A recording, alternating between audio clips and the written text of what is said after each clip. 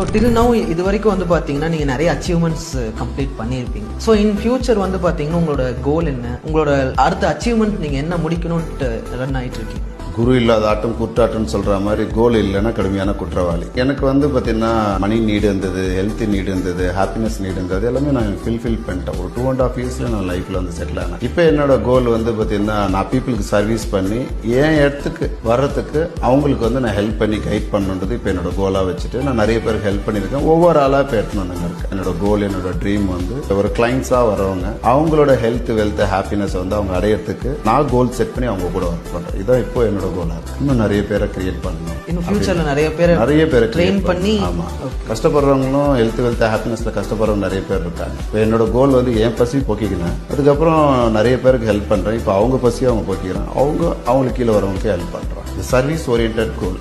நான் எனக்கு கிடைச்சதை இப்போ நான் நிறைய பேருக்கு வந்து ஹெல்ப் பண்ணணுன்றது தான் என்னோட ஃபியூச்சர் கோல். நிறைய பேருக்கு ஹெல்ப் பண்ணணும். நோ நம்பர்ஸ், என்னோட பெஸ்ட்டை கொடுக்கணும். அவ்வளோ.